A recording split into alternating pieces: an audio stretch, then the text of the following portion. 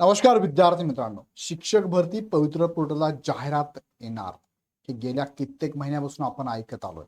सकाळी एक व्हिडिओमध्ये मी सांगितलं, नेहमी नवीन जी.आर, नवीन शासन शुद्धीपत्रक, शासन पूरक पत्रक, शासन पत्रक येत चाललेली आहे. SOP बदलत चाललेली आहे. मात्र हा व्हिडिओ तुम्ही जर बघितला तुमच्या लक्षात येईल की एक्झाम पहिली घेतली गेली टेट, नियम नंतर लावताय, पण नियम लावण्याच्या अगोदर हे तर चेक केलंय का तुम्ही योग्य वेळेवर योग्य ठिकाणी आहात का? म्हणजे मला म्हणायचं असं आहे की महाराष्ट्रातल्या अशा बऱ्याचशा शाळा आहे की त्यांच्या बऱ्याचशा प्रोसेसच बाकी आहे.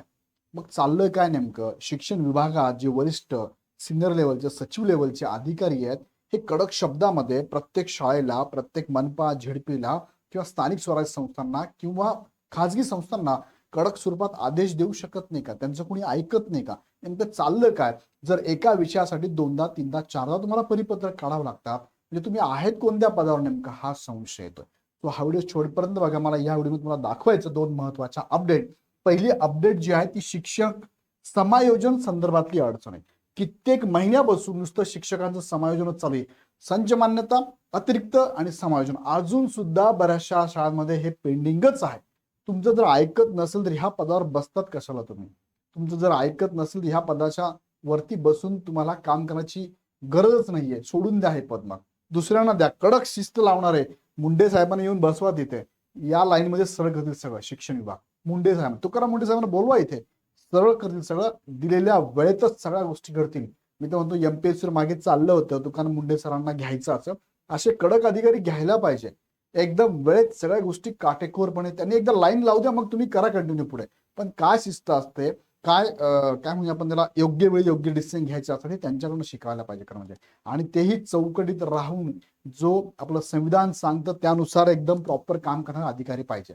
नाहीतर आपल्या लोकांना, आपले अधिकारी जर तुम्ही बघितलं ना, त्यांना संच मान्यता काय हे माहित नाहीये, बिंदू नामवली काय माहित नाहीये. त्यांना फक्त काय डील करायचं एवढंच माहितीये.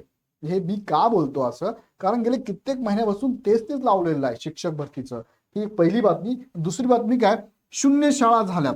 आता बघा, मध्यंतरी कोकणामध्ये माननीय मंत्री महोदयांनी सांगितलं होतं की आम्ही शाळा बंद करणार नाही. फक्त आश्वासन आहे, आम्ही 2 महिन्यात शिक्षक भरती करणार. RTच्या विद्यार्थ्यांना शाळेतून सगळे पुस्तकं, ड्रेस सगळं सगळं फ्री मिळणार. काय घडतं तुम्हाला माहितीये ना, सांगायची गरज नाहीये. मग ही शून्य शाळा झाल्या तर जागा कमी होणार की वाढणार मला सांगा? शाळाच बंद करणार आहे. फक्त अनाउन्समेंट करतात शाळा बंद होणार नाही, आम्ही हे करेंगे, वो करेंगे, ऐसा करेंगे, तैसा करेंगे. मात्र तुम्ही जर प्रॅक्टिकली ग्राउंड लेवलला बघितलं तर शाळा शून्य होत आहे, जागा कमी होणार आहे. वाढणार नाही शिक्षक भरती जागा, आणि पवित्र पोर्टल शिक्षक भरती उशीर होणार. ह्याच्या गोष्टी चालूत काय, आम्ही घेणार, आम्ही घेणार, आम्ही करतोय, लेटर देतात, लेटर लिहून देतात, हो आम्ही प्रोसेसमध्ये आहोत. सगळं काय चाललंय पण आता थोडक्यात तुम्हाला मी दाखवतो बघा. 2 बातम्या आलेल्या आहेत. एक लोकमतने दिलेली आहे, एक लोकसत्ताने दिली आहे. 16 एप्रिलच्याच बातम्या दोन्ही पण.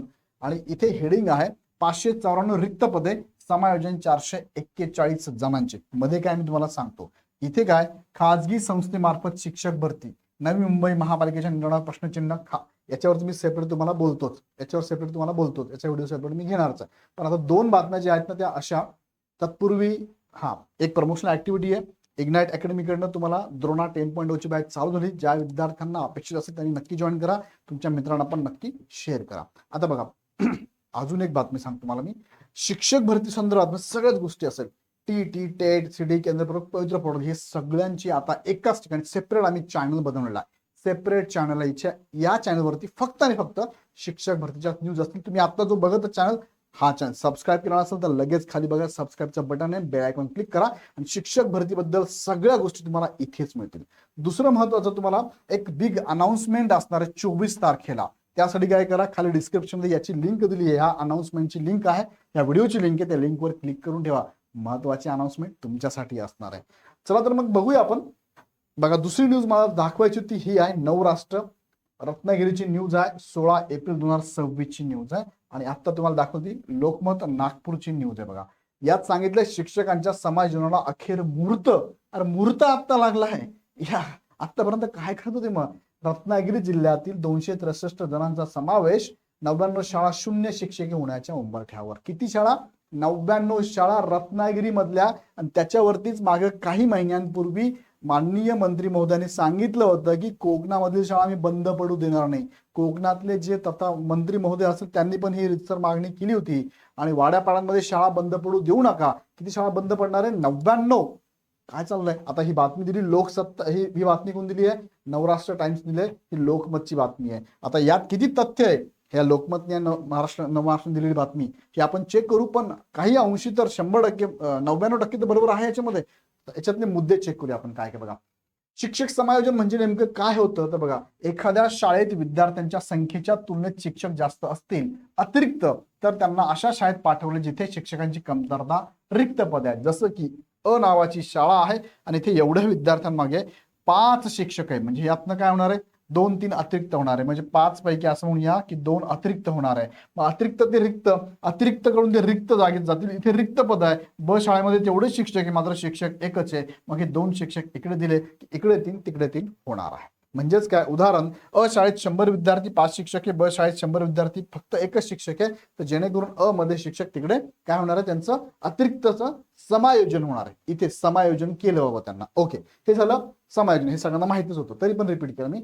नागपूर पारदर्शकतेचा अभाव आणि माहिती लपवणे. आता काय झालं नेमकं लक्षात घ्या. काय, 554 एकूण रिक्त पद आहेत, बरोबर आहे, आणि 441 प्रत्यक्ष समायोजन. त्यात 339 शिक्षक आणि 62 शिक्षकेतर कर्मचारी आहे. मग घडलं काय नेमकं? शिक्षण विभागाने 4 वेळा सूचना देऊनही शाळांनी रिक्त पदांची माहिती दिलीच नाही. आता मला सांगा, शिक्षण विभागाने 4 वेळा सूचना द्यायची गरजच काय? तुमचं ऐकत नाही का हे लोक? का बरं देत नाही? म्हणजे एकदम एंडिंगला आलंय आणि आता यांची बातमी समोर येते की यांनी बातमी आता समोर आणली की 494 रिक्त पद आहेत त्यांच्याकडे, 441 हे समायोजनासाठी रेडी आहे. मग आतापर्यंत ह्या प्रोसेसमध्ये तुम्ही काय करत होते? काय होते? म्हणजे मुख्य समस्या काय ठरवते बघा, अतिरिक्त आणि रिक्त पदांची यादी जाहीर न केल्याने या संपूर्ण प्रक्रियेवर संशय निर्माण झालाय. म्हणजे आतापर्यंत आतमध्ये अंतर्गत तुम्ही काहीतरी गडबड करत होते. शिक्षण विभाग 4 वेळेस तुम्हाला निरोप देत आहे, सूचना देत आहे, आदेश काढते, तुम्ही ऐकत नाही. मग हे माहिती जी आहे लपून ठेवण्याचा उद्देश नेमका काय हे समोर येत नाहीये. जर कोणत्या शाळेत जागा रिकामी आहे हेच शिक्षकांना माहित नसेल तर ती योग्य शाळा कशी निवडणार?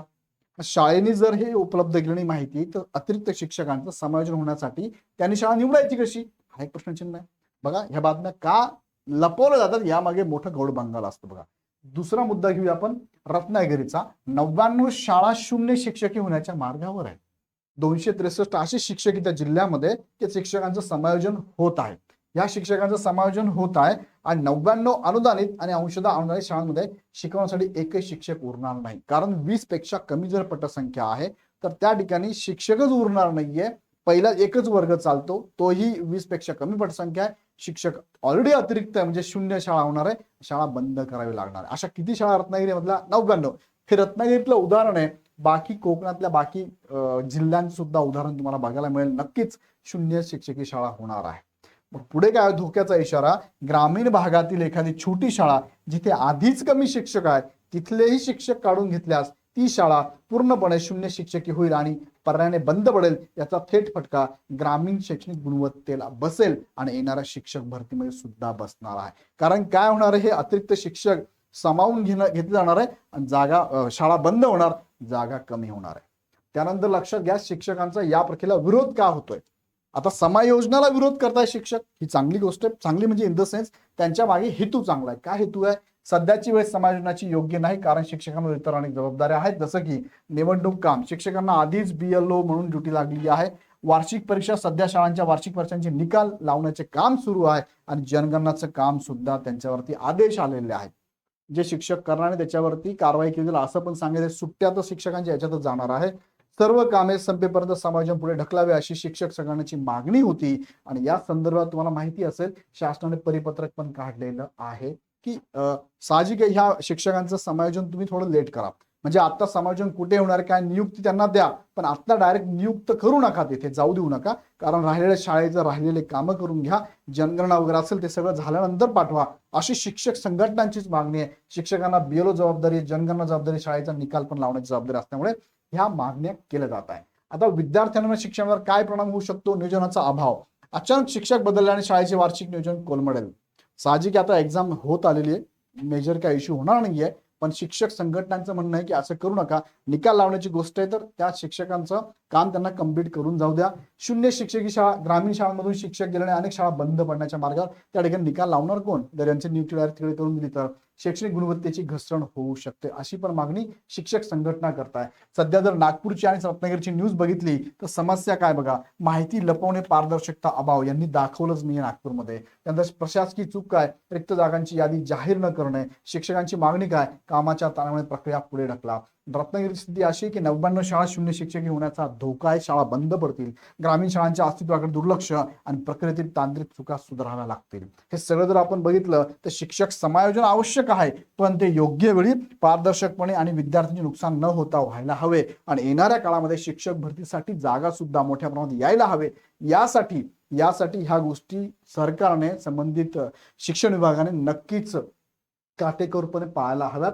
रिक्त पदांची माहिती घेऊन शिक्षक भरती मात्र लवकरात लवकर करावी, ही पण मागणी आहे. आता साहजिक समायोजन प्रोसेस आहे ना, ही लवकर आटपवा तुम्ही.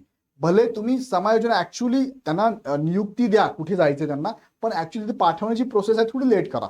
म्हणजे मला म्हणायचं असं आहे की हे सगळी प्रोसेस डॉक्युमेंटरी कंप्लीट करून टाका आणि प्रॅक्टिकली ह्या सगळ्या गोष्टी आहेत, जनगणना आहे, BLO अधिकारी आहे, निकाल लावायचा, हे त्यांच्याकडनं प्रॉपर करून घ्या. म्हणजे हे नियोजन करण्याची गोष्ट आहे, आम्हाला किंवा आम्ही सर्वसाधारण लोकांनी तुम्हाला सांगण्याची गरज खरं म्हणजे नाहीच आहे, म्हणजे शिक्षण विभागाला. सो या सगळ्या गोष्टी प्रॉपर जर त्यांनी इम्प्लिमेंट केल्या ना, तर शिक्षक भरती फार चांगल्या पद्धतीने होऊ शकते. मोठ्या प्रमाणात गरज आहे शिक्षकांची, मोठ्या जागा रिक्त आहे शिक्षकांच्या, पण मात्र वेगवेगळ्या मुद्द्यांच्या खाली हे गोष्टी अडवून ठेवल्या जातात आणि चालढकल ह्या गोष्टी चालूच असतात. सो विद्यार्थी मित्रांनो, या संदर्भात तुम्हाला काय वाटतं मला कमेंटमध्ये नक्की कळवा. आणि परत जाताना सांगतो की हा शिक्षक भरतीचा चॅनल आता इथून पुढे इग्नाइटचा प्रत्येक गोष्ट इथेच अपडेट होणार. त्यासाठी चॅनल लगेच सबस्क्राईब करून बेल आयकॉन क्लिक करा. आणि 24 तारखेला तुमच्यासाठी एक बिग अनाउन्समेंट असणार, त्यासाठी सुद्धा खाली लिंक दिली आहे, त्या लिंकवर क्लिक करून नक्की चॅनल सबस्क्राईब करून ठेवा. पुन्हा व्हिडिओ आपण नेक्स्ट व्हिडिओमध्ये. धन्यवाद.